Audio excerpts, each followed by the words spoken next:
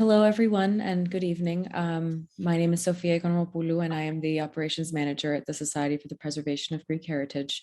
And I want to introduce our event tonight, How Quickly They Forget Why Hagia Sophia Matters for Heritage and Humanity. And here to discuss that, we have Dr. Elizabeth Prodromou, who our chairman, Dr. Vasilis Koliatos, will introduce in a little more detail. Vasily, over to you. Thanks, Sophia. So welcome, everyone. I'm joining from Athens, Greece, where it's actually 1:40 in the morning now, but I'm so excited to be part of this that it almost feels like 9 o'clock in the morning. So our webinar tonight is the latest in a series that the Board of the Society for the Preservation of Greek Heritage had planned to commemorate the bicentennial of the beginning of the Greek Revolution of 1821.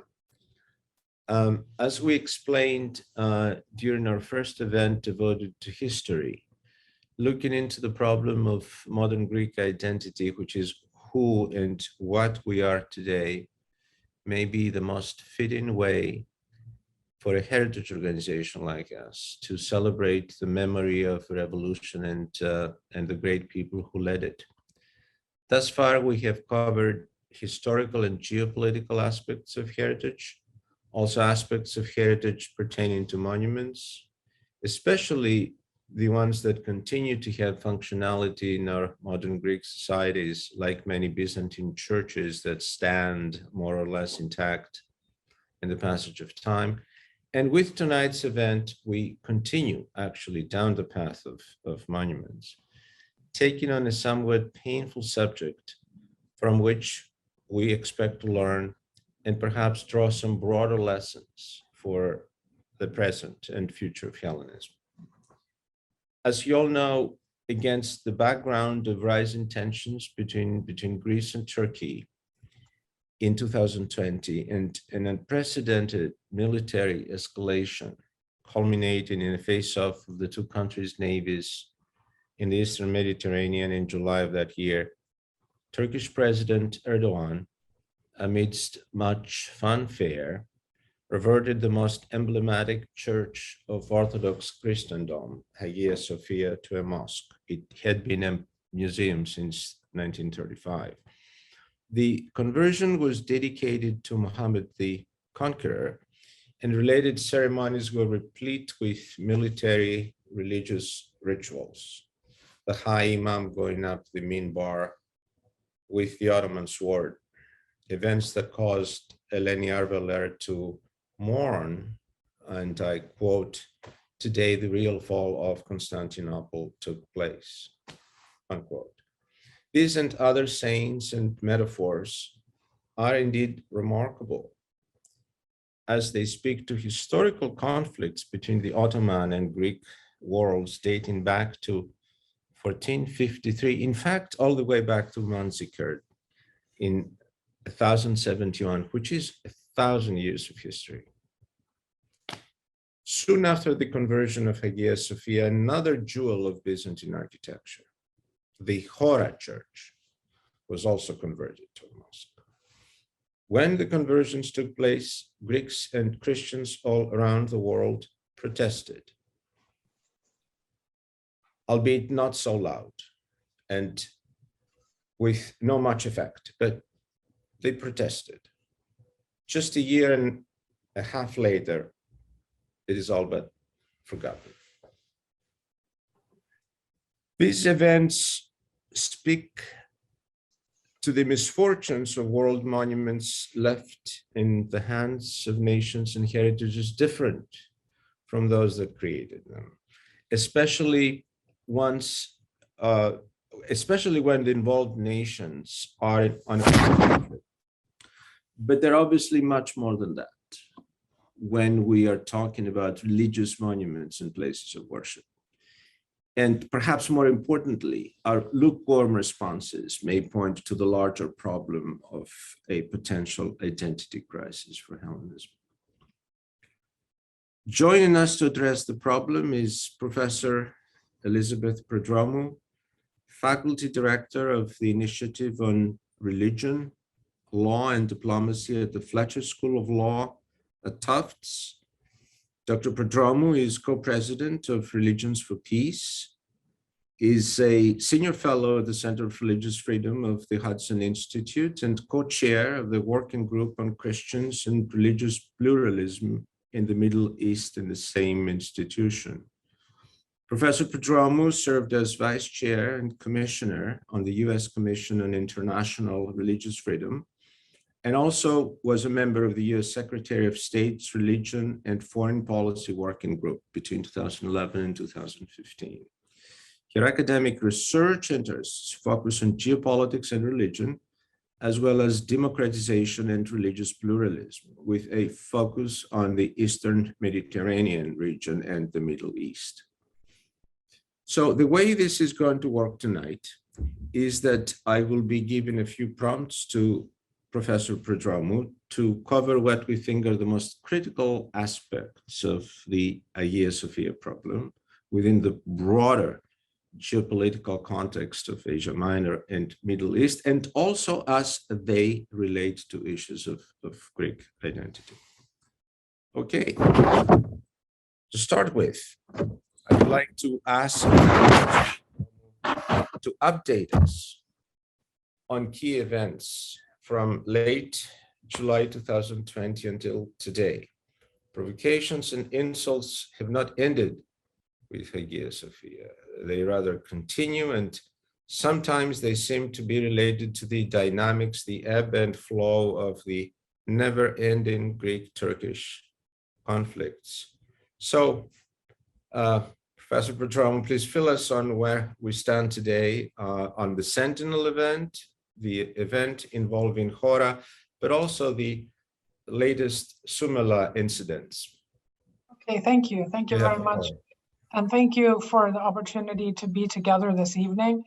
Thank you also to Sophia Economopoulou. Thank you, Sophia. And also thank you for the opportunity to really discuss how it is that people make sense of their own identities, how we make sense of our identity, and how in particular understanding heritage is a connective tissue between the past history, the present, and then alternative futures. And when I say alternative futures, those are about identity sustainability and vitality versus forgetting and erasure. So let me say a little bit about things that have happened in the past year and a half, 2 years since the Hagia Sophia event that you mentioned, but also begin by talking a little bit about our title for the conversation. In terms of how quickly they forget, as you rightly pointed out, I think it's not controversial to say that after what was really an international outcry and a media firestorm that was galvanized when the Turkish state reverted Hagia Sophia to a functioning mosque in 2020, in the short period of 2 years, almost all conversation, public discussion, certainly media attention, and also even conversations and work by experts in the field of heritage preservation and human rights has pretty much disappeared from the public, at least, but also from these more specific spaces. And I would say as well that there's been relatively scant attention, at least in terms of public discourse and conversations amongst those of Greek and or Orthodox heritage. Now, there was some attention recently given in the Turkish and European press, most recently, when there was an announcement that for the first time there would be regular Ramadan prayers in Hagia Sophia. There had been inaugural prayers in Ramadan before the pandemic, but now the Turkish state has announced that beginning in April, and indeed it's happened, that there will be Ramadan prayers every night in the Hagia Sophia. That's the first time really with regular celebration of Ramadan in Hagia Sophia in over 8 decades. And you mentioned Imam Ali Erbash, who's the imam who is the head of the Diyanet, the Ministry of Religious Affairs in Turkey. He who, as you said, climbed the minbar with the sword and said that this was the second conquest of Hagia Sophia. And that had two meanings. The reconquest of Hagia Sophia, meaning the reconquest of Byzantium and all of its, Hellenic and Christian heritage, but also the conquest of secularism and the legacy of Kemalist secularism in Turkey, although that has been really bad for heritage preservation as well in Turkey, and we can go back to that. So the first event is now that Hagia Sophia is being actively used during Ramadan for prayers, and also, sermons by muftis, by Muslim legal experts throughout the month. So that's the first thing. The second thing, as you mentioned, was the Hora Monastery. And just as there's, the international community has been quick to forget what happened with Hagia Sophia, even now with the Ramadan prayers as a kind of reminder, there's been, I think, an even faster process and more stark process of not even forgetting, failing to take notice when it comes to the Hora Monastery. And I say that because it was actually in November 2019 that the Turkish government announced a decision by the Council of State that the Hagia Mosque, as it's called, the Hora Church, has been the Hora Monastery or Church of the Holy Savior, that in November 2019, there was an announcement that the museum would be reactivated as a mosque. That passed with no international attention. And I would say, and I've written about this before, that was a kind of trial balloon for what happened with Hagia Sophia the following summer. And once Hagia Sophia, the decision had been made 1 month later, or 2 months later, in August of 2020, the announcement was made again, and it appeared importantly then, it was memorialized in the state's official legal gazette that said that the management of, quote, the Hagia Mosque would be transferred to the Religious Affairs Directorate, to the Diyanet, and that the mosque would then be open to worship. Again, forgetting from 2019 to August of 2020, and certainly forgetting that this announcement has even been made and what's come after it. The next thing, as you pointed out, was the episode at the Sumela monastery, the Monipa Hagia Sumela, or in Turkish, the Sumela Manastiri, the famous monastery built in the 4th century during the reign of Emperor Theodosius. And there's a long history in terms of the degradation and desecration of the Sumela monastery on the Black Sea, a critical site for Greeks, Pontic Greeks, Black Sea Greeks during antiquity. The monastery has a kind of, therefore, a particular cultural heritage significance because it stretches for, for such a long period of time. But the monastery itself was ultimately abandoned. It was abandoned when the 1923 population exchange occurred between Greece and Turkey under the Treaty of Lausanne. And so abandonment was really part of, it's the wrong word, the more accurate word is the emptying of the Greek and Christian populations from Asia Minor, with the founding moment in Turkey, which was a founding moment of genocide. So this year, in February of 2022, images were shown in the Turkish and then international media of a band that was dancing to electronic media or electronic music at the entrance to the monastery. And that was seen as a desecration, a symbolic desecration of the site. And again, a form, I would say, of using cultural and religious heritage to indicate dominance, to indicate hegemony of the Turkish state, and also to perpetuate humiliation and trauma. And I mentioned the issue of trauma, and we can come back to this, because the issue of heritage preservation and destruction, appropriation, degradation, commercialization, this has been an issue in Turkey that has been utilized by, or a policy of the Turkish state for the last century that has really perpetuated the collective trauma that was suffered by the 3 indigenous Christian communities of Greeks, Armenians, and Syriacs through the experiences of genocide under the Ottomans and then the Turks. And I mentioned there's a fantastic book. It's actually written by, recently published by the great-granddaughter of Morgenthau, the last US ambassador to the Ottoman Empire, Pamela Steiner's book. It's called Collective Trauma.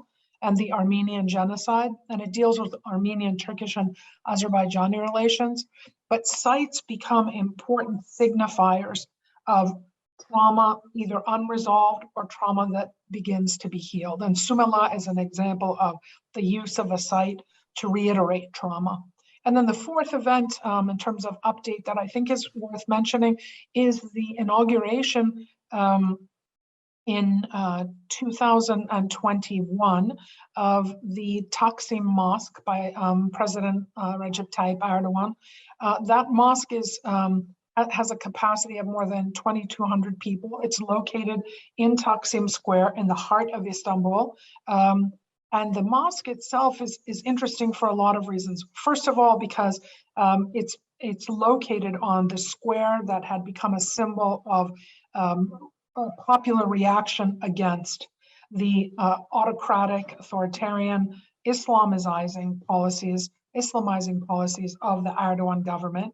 It's located next to Gezi Park, where the demonstrations occurred in 2013 against the Turkish state and the Turkish state's use of public space to redesign history and inclusion and exclusion. So the mosque is in that space itself. And secondly, equally important when it comes to Greek and Orthodox heritage, the mosque occludes or covers the skyline and the visual for being able to see the Greek Orthodox Church of Hagia Triada, the Holy Trinity, which belongs, of course, to the Ecumenical Patriarchate.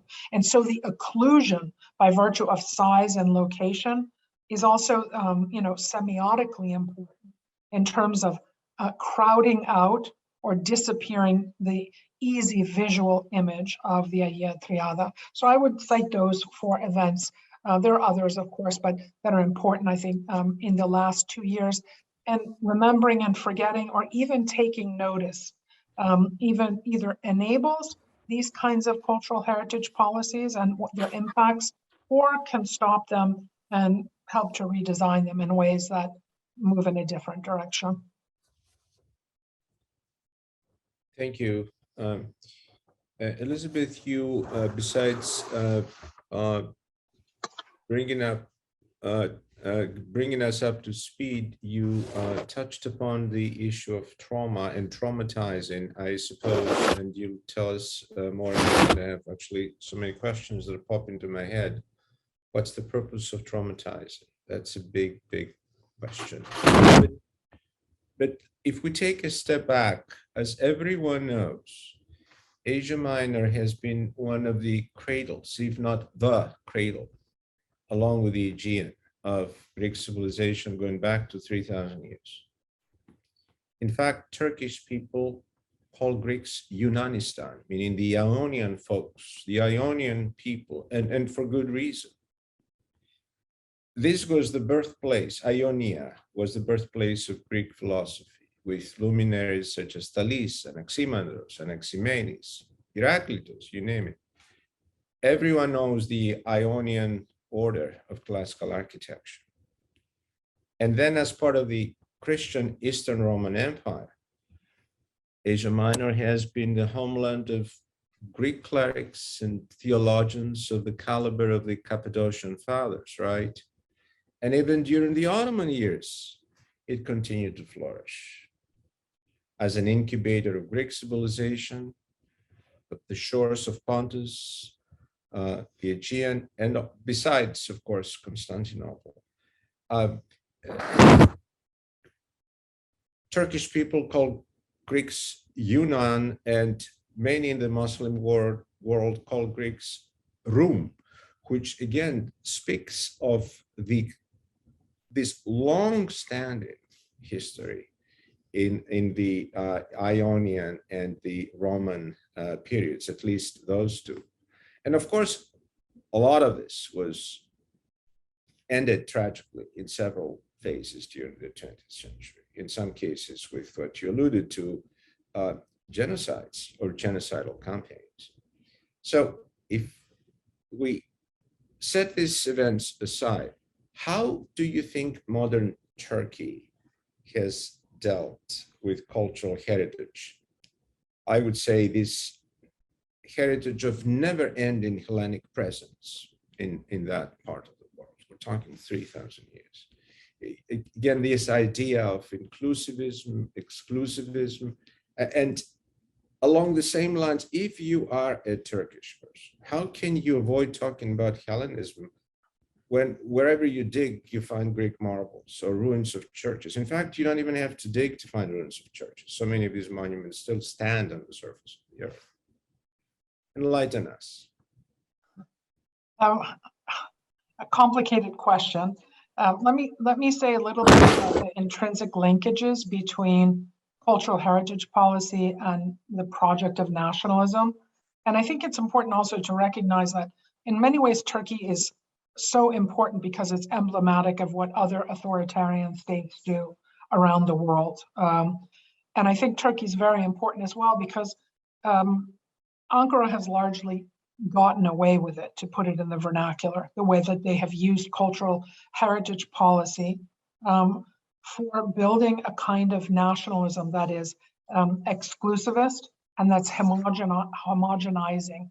And this speaks to sort of how to rid the nation and the project of the nation of those who were in Asia Minor before the arrival of Turkic tribes to Anatolia. So let me say a little bit about that, but then also offer some cause for, I think, optimism, or at least some positive signs of how things may be changing. In terms of the relationship between cultural heritage and nationalism, I want to say a little bit about history. We need to go back to the roots and the founding conditions of the Republic of Turkey in 1923. And there are very interesting elements of continuity between the formative Kemalist period of nationalism up through the current Erdoganist period and model of nationalism. Although these are conventionally understood as opposing forms of nationalism, one being so-called secular, the other being religious or Islamist. In fact, there are real strong elements of continuity between the two when it comes to cultural heritage. In terms of Kemalist and Erdoganist nationalism, both of them have been committed to the state's hegemonic management of religion. This is the foundation piece. The management of religion for purposes of building an ethno-religiously exclusivist form of nationalism, whose assumptions and also practices are intrinsically and profoundly non-democratic. And cultural heritage policy is illustrative of that kind of hegemonic management of nationalism. And it's also in some ways been the tip of the spear for erasing both the tangible cultural heritage and importantly, the intangible practices, and therefore the sustainability and vitality of living Greek Orthodox communities. And again, we can generalize the same to the Armenian Apostolic or Orthodox and to the Syriac Orthodox. Heritage policy has been the way to disappear these communities or to re-narrate them in terms of a history of nationalism. And it's gone, something like this. The early Kemalist period actually developed, based on eugenics, a theory of Turkish identity. And this is not well known, but Kemal himself, he mobilized a cross-disciplinary cadre of state-supported professional intellectuals who were dedicated to creating a new national Turkish identity. And they developed something called a Turkish historical thesis. And that was developed and publicized in the Turkish Review of Anthropology, which was an academic journal that was published between 1925 and 1939 by the University of Istanbul's Faculty of Medicine and by the Anthropology Institute of Turkey. And I mention that because here you see the cross-disciplinary pieces at work from, science, real or, fraudulent, non-rigorous science on the one hand, and history, anthropology on the other. And the raison d'etre of this institute was to contribute to the development of Kemal's Turkish historical thesis. And it combined eugenics with history to posit the superiority of the Turkish race as masters of the country and to explain, and here's an illustrative quote, that the Greeks, the Jews, and the Armenians, while living there, in other words, in the territorial space of the new Turkish Republic, while living there for a long time, were, and again, this is a direct, the descendants of a mongrel race, whose, and then end quote, whose inferiority therefore could be scientifically proven. And at the time, Turkey's Minister of Justice said these people were not genuine Turks, and therefore they could have only one right in the Turkish fatherland, and that is to be a servant, to be a slave. That's, again, a direct quote. So the project of nationalism in the early Turkish Republic was one that was intrinsically and completely exclusivist at worst, and at best, that was informed by a hierarchy of supposedly racially, scientifically provable differences. And that has continued to the present. And cultural heritage policy then has been adopted by the Turkish state in service of this project of nationalism.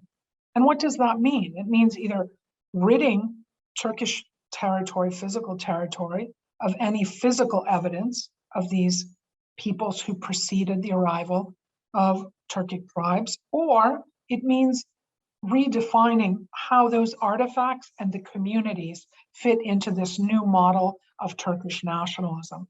And in order to implement this cultural heritage policy as part of the nationalist project, the institutional umbrella of the Diyanet, which I mentioned before, the Directorate of Religious Affairs, which, by the way, has the largest budget of any Turkish state institution today. Its annual budget is approximately $2 billion. Interestingly enough, that's twice the size of the annual budget of the Vatican, just to put it in some sort of comparative perspective. But the Diyanet, also the Vakıflar, the Directorate of Foundations, the Ministry of Culture, and the Ministry of Tourism. And these four major state institutions have been tasked with this project of cultural heritage management in service of this exclusivist form of nationalism that ultimately is designed to manage religion, either by controlling religion or by amplifying religion in ways that marginalize and or disappear the minority populations like Greeks, Armenians, Syriacs, but also Jews, Alawites, so-called non-conforming Muslims. So we need to sort of appreciate that linkage between heritage policy and the nationalism project. And I said I'd then close with some positives. There's some really interesting scholarship that's being done and practitioner work that's being done that really unpacks this relationship and that deals with so-called disappeared peoples. Okay, and some of that scholarship has been done by think tanks in Turkey, the TESEV, by the Hrant Dink Foundation. Hrant Dink was the Armenian Orthodox Christian who was the editor of Agos newspaper. He was assassinated in broad daylight in front of his offices, but he was committed to inclusivism and also to healing the traumas of Turkish history, and also really important work that's been done by the organization, the institution called Anadolu Culture, which is Osman Kavala, the humanitarians, institution that has been focused on and committed to and funded cultural and artistic exchanges within different heritage communities, including Greek and Orthodox communities in Turkey, and ethnic Turks and the Sunni majority, but also interstate and multi-state artistic and cultural exchanges that can push back against, can interrogate, and can move beyond this exclusivist form of nationalism by focusing on tangible and intangible culture. And it's no surprise, perhaps, that Osman Kavala is languishing in a Turkish prison. And in fact, the arbitrary detention and protracted detention of Osman Kavala has led the Council of Europe now to begin infringement proceedings against Turkey's membership in the Council. So I'll stop there. That is remarkable.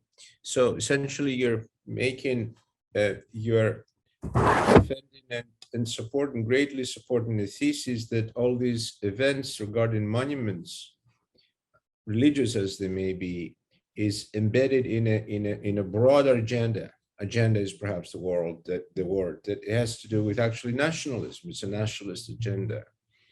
So based on this, I anticipate the answer to the next question, the response to the next prompt, which is going further south to Cyprus. I'm talking about the part of Cyprus that's not under the dominion of the Greek Orthodox Church. What is going on with Christian monuments and the culture there? No, we don't talk about it. No one talks about it. Where we have Hagia Sophia, we have Hagia, we have Sumela. How about the Orthodox survival in northern Cyprus? We obviously have the major issues related to invasion and occupation.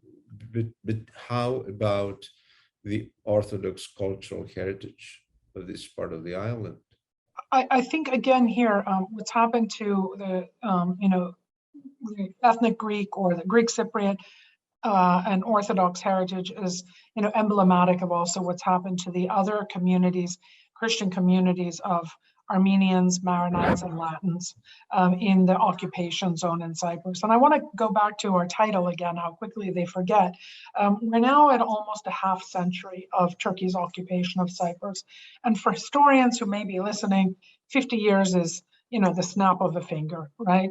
And yet, for the most part, the international community and certainly the international legal community has largely forgotten about the occupation of Cyprus. And I say this because this is I think we're having this conversation at a very important conjunctural moment where we are talking, where, most international media attention has been focused for the last 5 weeks on Russia's war in Ukraine. And the war in Ukraine as an example of the, assault on a rules-based international order. And I think it's very interesting that, Russia's behavior, of course, completely unjustified, should be condemned. There should be responses to that. But nonetheless, Russia is not the only violator. And in many ways, Russia's behavior is a mirror image of Turkey's behavior, particularly if we think about the lack of respect, the declared lack of respect and action when it comes to respect for neighbors' sovereignty. And you mentioned at the outset, of course, that these conversations are part of the remembrance of the 200-year anniversary of the War for Independence, Greece's War for Independence. I think, it's interesting that nobody really takes into account that in a world where a rules-based order is under assault, we have a member of NATO and we have a candidate country for European Union membership that occupies EU territory, namely Northern Cyprus, that occupies Northern Syria, that regularly violates the territorial integrity of Iraq, and that whose foreign minister, Çavuşoğlu, recently declared that Turkey does not recognize Greece's sovereignty over its Eastern Aegean islands. So this is an important moment, I think, for us to think more broadly beyond the tragedy that's occurring in Ukraine to see other cases that are similar. And that's a long introduction to your question about Cyprus. Because what's happened in the northern part of Cyprus, occupied Cyprus, both by the Turkish occupation authorities and also by the local Turkish Cypriot administration, has been a quite systematic effort to destroy the cultural identity of those indigenous communities who are not Turkish Cypriot in the north. Therefore, Greek, Armenian, Maronite, Latin in the north. And there are, there's enormous amounts of photographic documented evidence of the destruction, degradation and destruction of churches, monasteries, chapels, cemeteries, monuments, buildings, manuscripts in the northern part of the island. Those have been, many of them have been simply destroyed. Others have been left to languish and therefore disintegrate because they're not permitted to be restored, much less to be used. We see, for example, those sites being converted, cultural and religious heritage sites being converted into casinos, into hotels, into public latrines, toilets, into stables, into storage sites for agricultural equipment, and then of course into they're located on Turkish military bases. And just as a parenthesis, when I was still serving on the U.S. Commission on International Religious Freedom, we made a visit to Turkish occupied Cyprus, and so we saw many of those sites and what was actually happening there. The other thing that's happened in terms of the occupied North is the practice of looting and trafficking of looted materials. And I think many of your listeners or viewers will have heard the case of the Kanakaria mosaics that were looted from Cyprus, from the Kanakaria church. And they ended up through a long chain of trafficking, actually in the United States. And a US collector bought the mosaics and tried to sell them then to the Getty Museum. And again, this is a long, complicated story, but it had a good outcome in many ways. First of all, the courts became involved, the US courts became involved, and ultimately those mosaics were returned to the Church of Cyprus, their rightful owner. Secondly, that case in many ways changed the face of law when it comes to cultural heritage. And so there's been a far more precise and comprehensive focus on issues related to looting and it being able to prove whence come these kinds of artifacts. But again, it's 50 years, and that's a short time in the long time horizon of history. And unfortunately, and I can give you many examples, like, you know, the churches of the Apostle Barnabas in Famagusta, the Church of St. Anthony in Lamariso, the Church of St. Irene in Morfu, the Archangel Michael Church, so many of these, the Prophet Elias Monastery of Maronite monks. So many of those were damaged during the invasion, and now either through active efforts to destroy them or through passive negligence, those sites are disappearing. And as they disappear, I think the Cyprus case is again very instructive. And as we talk about the soft partition of the island over the past 50 years, and communities who don't live together on a regular basis and do not know each other, then that process of constructing an alternative history and a new form of national identity proceeds even more aggressively and rapidly, with the consequences that we talked about before. And generations forget who they were. They forget where they came from, literally. If you cannot visit your place, if you can't visit your parents or your grandparents or your great-grandparents or going further back, their village, their place, if you cannot see it, you have to find other ways to remember it. And so memory becomes a much more challenging issue, and the transmission of memory and the transmission of identity becomes a far greater challenge. And that's something we have seen in terms of the division of Cyprus. So how quickly people forget. Absolutely. But also how effectively invaders can erase everything. Absolutely, absolutely. You're talking about total erasure. Yeah, total erasure. And then there are the other, in some ways, more insidious tactics. Rather than destruction, which means erasure, there's also appropriation. And here property rights regimes become important, right? Do communities have ownership over their own properties? There have been some changes in the Turkish property rights law, 2008, 2011, the return of some properties to Greek, Armenian, Syriac communities, but just a small proportion of those, and having to go through all sorts of legal hoops in order to make that happen. But that expropriation of property, and then the appropriation of the history that goes with the property, for example, not using words like Greek or Orthodox.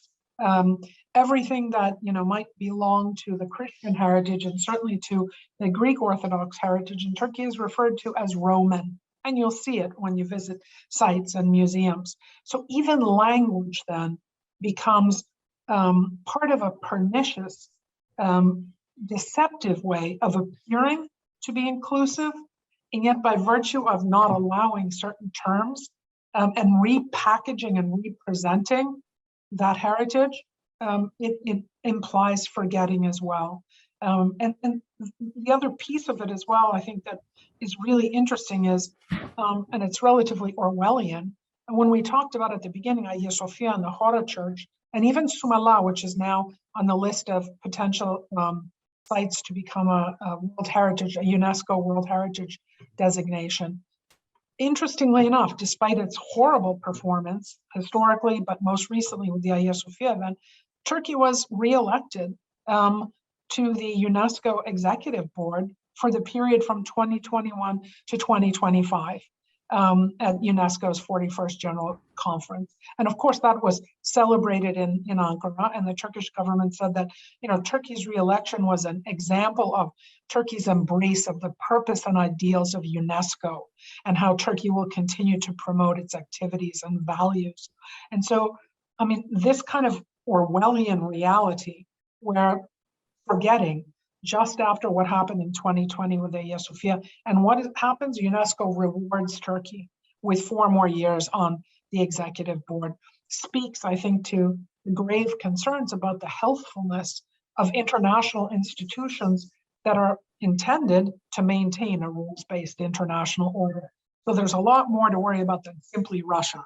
And that's a horrible thing to worry about in terms of the invasion of Ukraine. But there's a whole host of other things that, help perhaps to understand how it is that Russia was emboldened to do what it's doing today.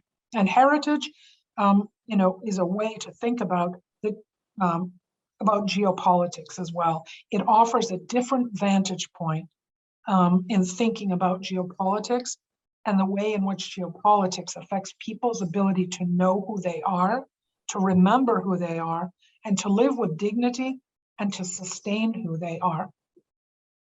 Of course. Very humbling, very humbling.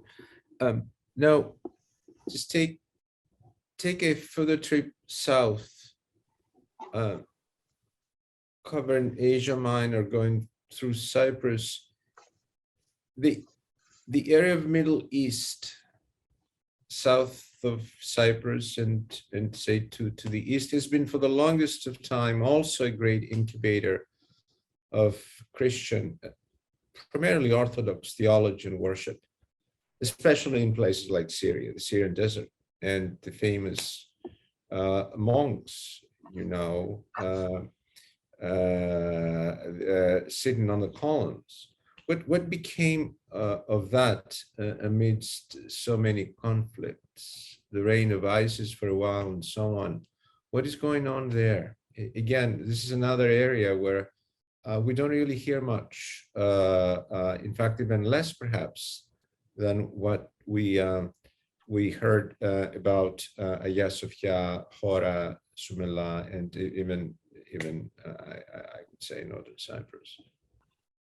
Well, so I think, the Turkey again is instructive because it tells a story that we're seeing in so many other parts of the world, but certainly in terms of the Levant or the Near East, we have seen since the establishment of states in the decolonization period and, with the breakup of the Ottoman Empire as well, breakup of the Ottoman Empire, end of the mandate system in the Middle East, we have seen cultural heritage again be used as a tool for homogenizing nationalism, majoritarian, homogenizing, exclusivist nationalism. And that has been particularly lethal for the indigenous Christian communities of the greater Middle East. But again, the Christian communities themselves are instructed because what's happened to them has also been happening to other vulnerable religious minority communities, such as Baha'is or Mandeans, or Yazidis, or minority Muslim communities in Shia and Muslim in Sunni majority states, or vice versa, Sunnis in Shia majority states. And what we've seen in particular for the Christian communities is that their heritage has been destroyed both through active and passive forms of violence. ISIS was simply the latest incarnation and episode in that. But active violence, either state perpetrated violence or violence perpetrated by non-state groups, citizens against those Christian communities, and also by a network of state regulations that ultimately strangles the ability of these communities to own their sites, to preserve their sites, to use their sites, to access them. And so not only do the sites fall into disrepair, but the communities eventually leave, because so much of life occurs around these sites. And again, we may be talking about churches, but we're also talking about things like museums and libraries and cultural centers, all of those active spaces in which memory is transmitted and identity is transmitted and sustained intergenerationally.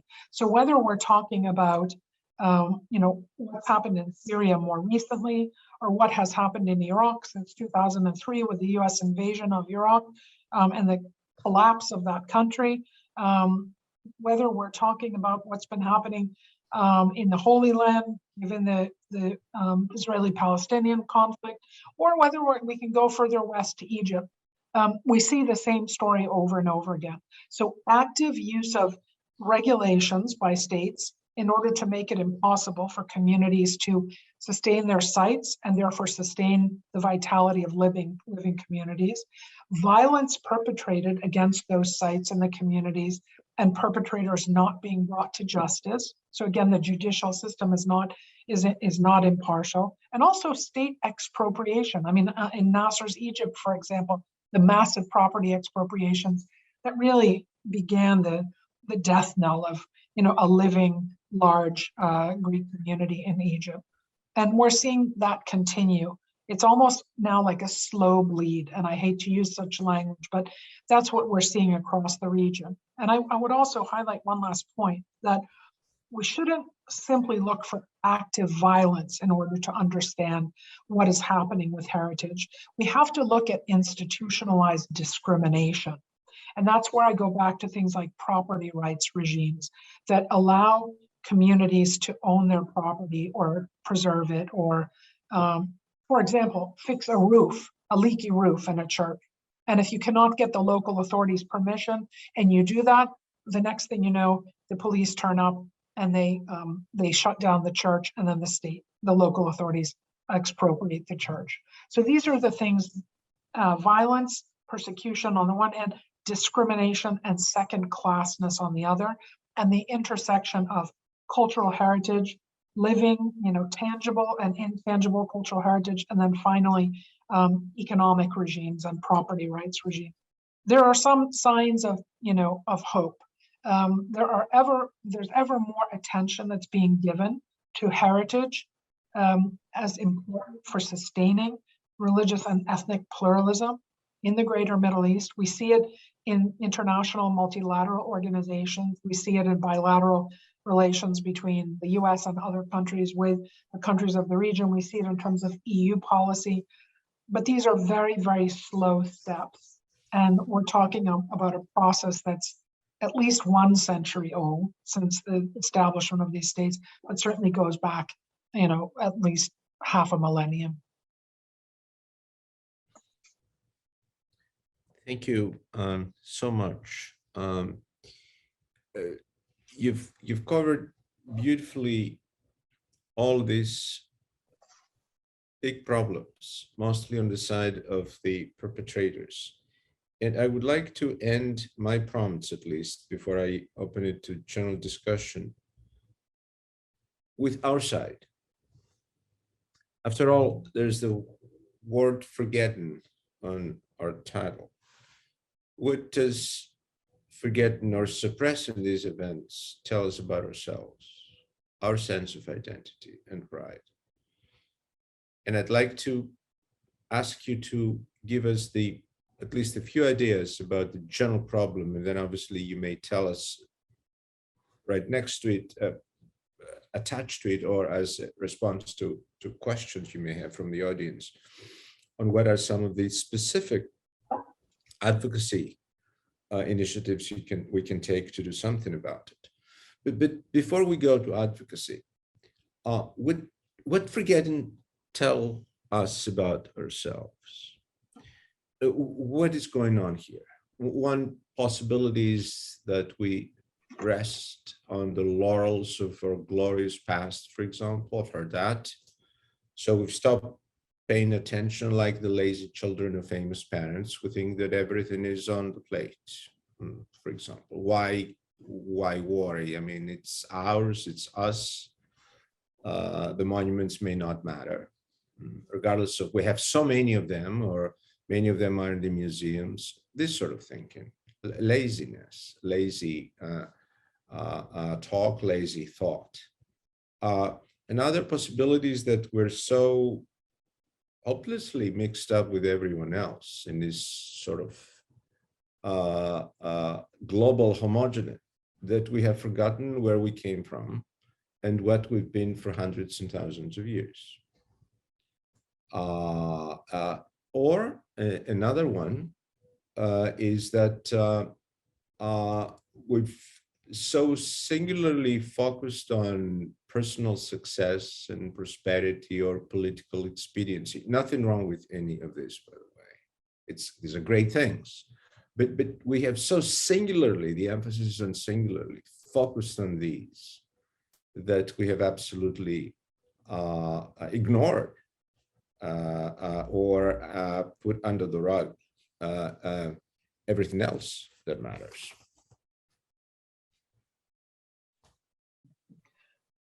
These are in many ways, very, I guess, sort of personal issues. Everyone comes at them differently. I think at a moment where we have just, meaning we, the, global Greek community, have spent the last year remembering the revolution. I don't see how we can think about remembrance of that event and not think further back. That's one thing.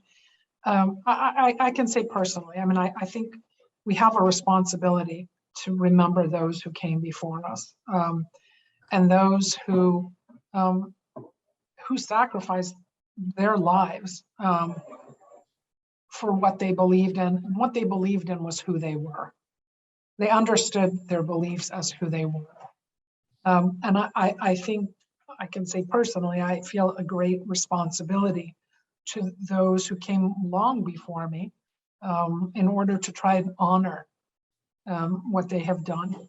And then I think it's really up to individuals to sort of make sense of their own identity. But I think one of the issues that comes to the fore when we talk about sort of remembrance and identity, at least in terms of discussions about Greek identity, is at times a kind of hesitation that is born of the concern that to remember with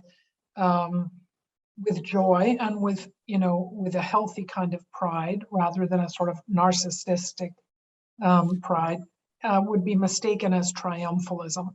And I think as long as we're purposefully aware and thoughtful about that, it's very possible and necessary to be confident and remember history and who we are, while also recognizing the right of others to do exactly the same. So I think, sort of figuring out that balance is one issue. The other thing is, it's very difficult to try to commit to preservation and transmission if we don't think that learning history matters. And I think that's a very big issue, certainly not just for, Greek identity, but more generally. How can we begin to understand who we are now if we don't value the significance of learning about history? And I guess because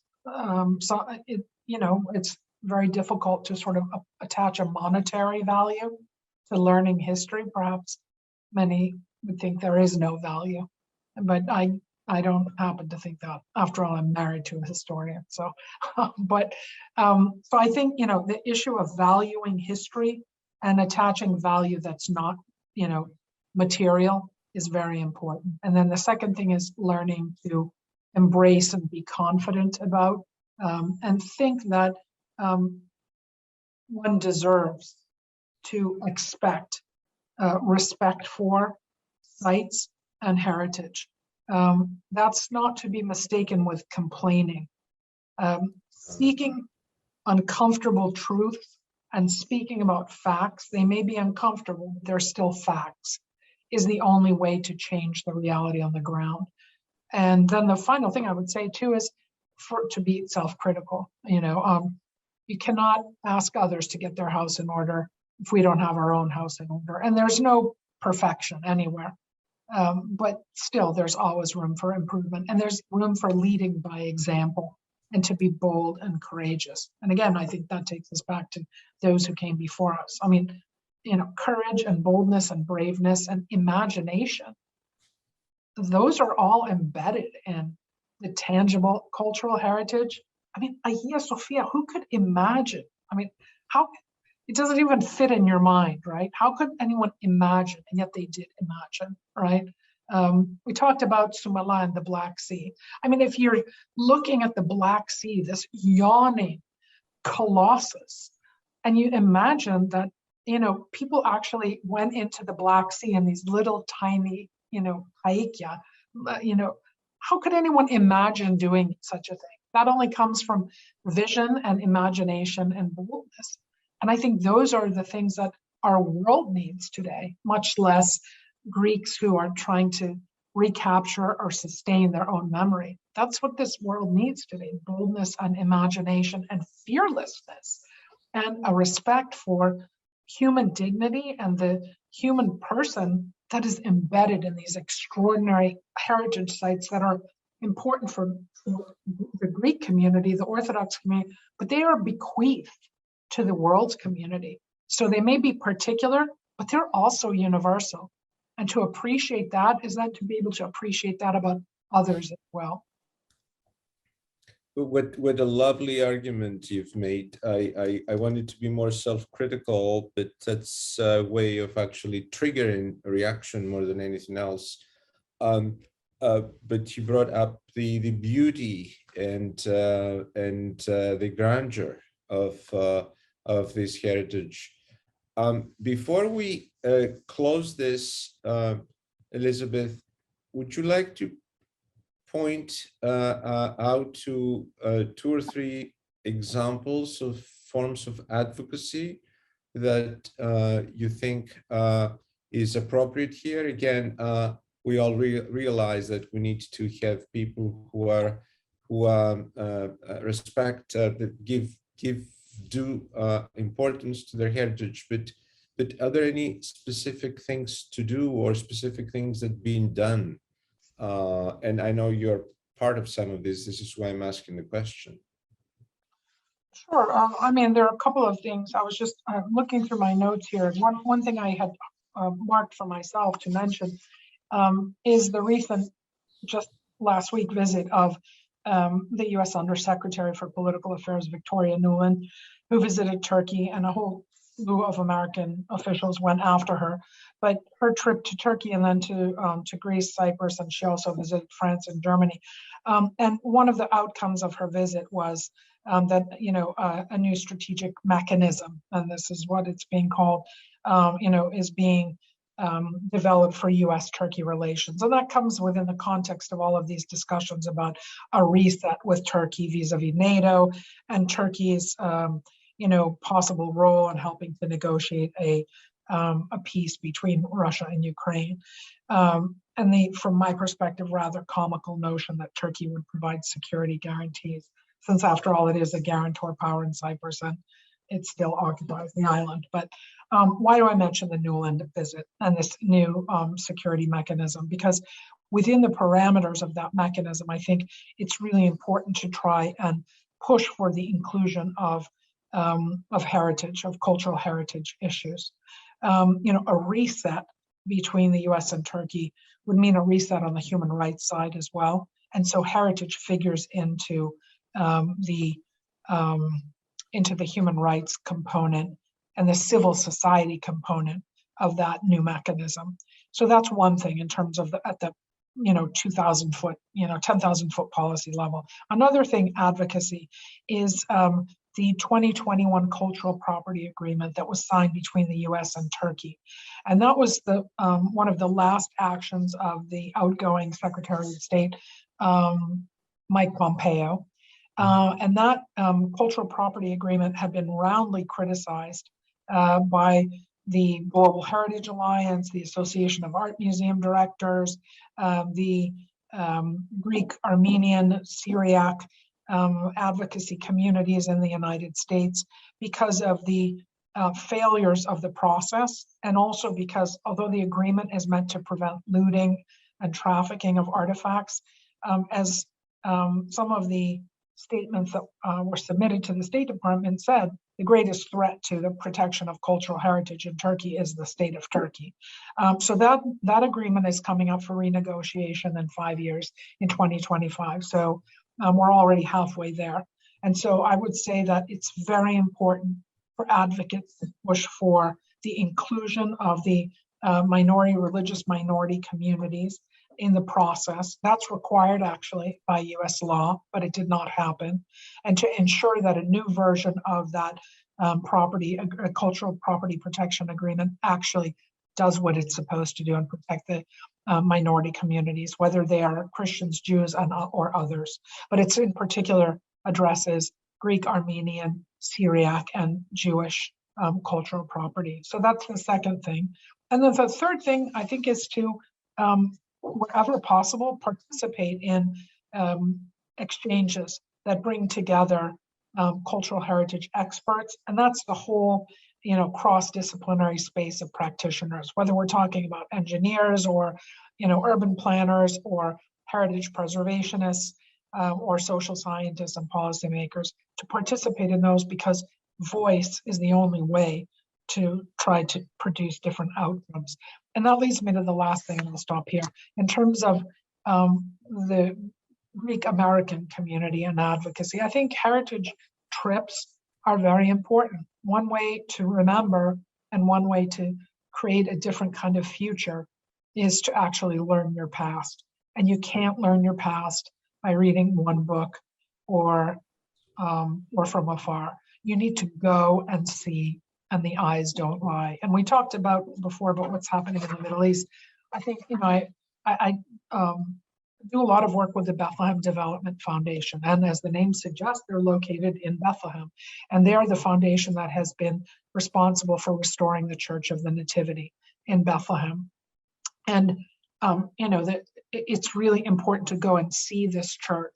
I mean, Christians talk about how can you be a Christian if you don't care about the place of the, reputed place of Christ's birth.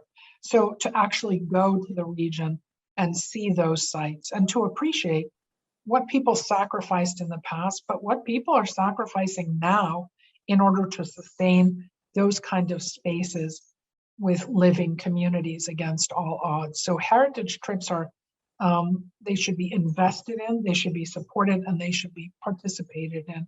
And that's the way you learn about how to live with difference as well. Wonderful. Thank you so much. I would like to wrap up the main part of this event tonight and pass it on to Sophia, who may open it up for discussion with our audience. Perfect. So there are a couple questions that came in as you were talking, Elizabeth, and I'm going to read the first one from Maria Princi, who is actually one of our board members too. She says, Dr. Prodromou, thank you for joining us this evening. You are active in the U.S. ecumenical community. What is your feeling about why there wasn't more outrage or advocacy on the part of the US and Christian communities in the US? Around, yes, Sophia, I think. Yeah. Yeah, thank you for the question. And thank you again for hosting me this evening. It's a pleasure to It's be been lovely, Elizabeth. conversation. I would wager to say that there was outrage. If by that we mean public statements, and even last summer in Washington at the annual International Religious Freedom Summit, there was actually an ecumenical prayer service that was held at the Hagia Sophia Cathedral in Washington. But I think the real question is here sort of attention span and commitment, strategic commitment and sustained attention versus what is in some ways easier, which are statements and short-term reactions. And that's what's been missing. And I would say that this is where cooperative advocacy comes into play. And one of the tragedies, in fact, or one of the upsides of the tragedies of what's been happening to vulnerable Christian communities in the Middle East, and this is for other vulnerable communities as well, but for the ecumenical community of Christians, is that those communities who have not learned how to work cooperatively as advocates, as their communities back in the old world are facing extinction in the lands of origin, they have begun to work far more ecumenically together. So there's a kind of geometric multiplier effect in terms of voice and advocacy and funding. And then also back in their lands of origin, there's been a lot more active cooperation across Christian denominational lines. But again, I think the real issues here are, number one, sustaining that activity. Number two, supporting through funding that activity. It cannot happen only through voluntarism. I mean, you need institutions in order to do sustained advocacy work. And then the third thing is in the origin spaces, helping those religious communities to understand that indeed they must work together rather than stay in their own silos. And I think there's a kind of historical legacy problem at work for those communities, which have learned to keep your head low, to focus only on what you can control, and to not take a risk, even for another Christian community, fellow Christian community. And that's, I think, the internalization of the experience under the Ottoman Empire, where in many ways, and we see this with vulnerable communities around the world, that oftentimes they choose to just be as silent as they can, hoping that silence will not draw the attention of the arbitrary state. But that has led to this fragmentation and fracturing of communities that are already vulnerable. And we're beginning to see changes in that. And I think the real tipping point was what happened in Iraq since 2003. And that has generated more of a kind of cross-regional ecumenical approach to talking about and advocating for these issues. Thank you, Elizabeth. Now we're going to go to the other question that we have from David Leavitt, who asks, how much do you believe the world's silence at the conversion of the Hagia and Hagia Sophia has to do with the emergence and dominance of a post-Christian reality among those Western and or democratic nations, which would have been the traditional defenders of Christian sites?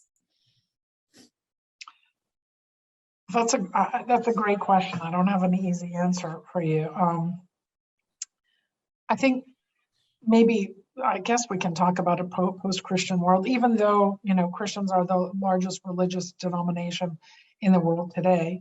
But I think there's something more specific at work here, and I think that has a lot to do with the geopolitics of the transatlantic alliance.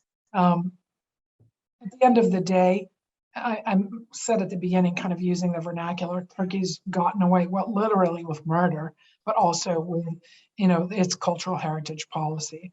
And I think, that the willingness to give Turkey a pass is because issues related to human rights or heritage as part of human rights are seen as kind of soft policy issues that have always been seconded to hard security issues and to transatlantic alliance objectives. But I would submit that And I think that's the primary explanatory factor, to be honest. But I would submit to you that there's growing realization that, you can't safeguard your security interests if you don't have shared values. And I go back again to the issue of, Russia's invasion of Ukraine and the discussion about, a rules-based international order. There's been a lot of conversation and discourse coming out of Washington and Brussels about values. What are Western values, or what are the values of the international order since the end of the Cold War? And I would say that Turkey is a real sort of outlier when it comes to that. And so in terms of the NATO alliance as an alliance that's meant to be a collective security alliance, but also an alliance of values, cultural heritage becomes a very, very, in some ways, it's low-hanging fruit, again, to use the vernacular. It's a way to encourage and to pressure Turkey to, come to converge with what are meant to be the, universal values that the Transatlantic Alliance supposedly supports. Right, but we're not seeing that, are we? No, we're not. Not a willingness on their side, right? So then what's the solution? I mean, I think the solution is to use the policy tools that are available and to advocate in democratic societies that elected officials use those tools. And there are so many of them available in terms of US policy. And in terms of transatlantic policy, the most punishing sanctions regime that we've ever seen, being applied to Russia because of its invasion in Iraq. Sanctions work, targeted sanctions work to produce changes in behavior. And we saw that in the Turkey case when the US imposed targeted sanctions, Magnitsky sanctions, against Turkey when they had imprisoned Pastor Andrew Brunson. And he was released, and unfortunately the sanctions were lifted. And I say unfortunately because those same kinds of violations apply to many of the other members of the Christian community. So there are policy tools at disposal. That depends then on political will.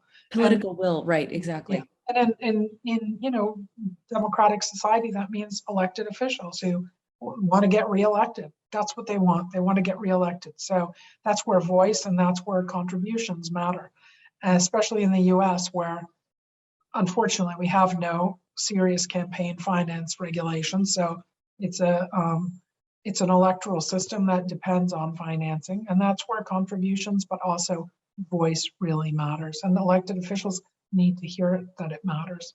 Yeah. Do you think that we could learn a lesson or two from the Armenian community who have advocated, and they have, speaking of strong voices, they have advocated for so long on behalf of the recognition of the Armenian genocide, and they finally got that recognition last year. Do you think that, that there's something that perhaps we can learn about that and apply that, I guess, in the future? I think there is, and I think the good news is that we talked about sort of collaboration and cooperation on any advocacy issue. Numbers matter and multiple stakeholders matter. And I think what we're seeing definitely is far greater active and sustained cooperation amongst the three indigenous Christian communities of Greek, Armenian, and Syriacs in the Washington policy space. And I think that's a very good sign. And on for example, the Cultural Heritage Agreement, there was a lot of cooperation across those three communities in terms of trying to prevent the current form of it actually from being signed. Though they didn't succeed, the cooperation's there. And I think the most important message, the takeaway from what the Armenian advocacy community has done is that they're unrelenting. They're unrelenting. They're unrelenting, and they are brave, and they, they're not afraid of being criticized for, what they believe and what they're committed to. And I think you mentioned talking about uncomfortable truth and uncomfortable facts. I think the Armenian community does a really good job on that. Yeah, and I think we're beginning to see the fruits of that, not only in terms of, the recognition of the Armenian genocide, which also included reference to genocide against Greeks and Syriacs as well.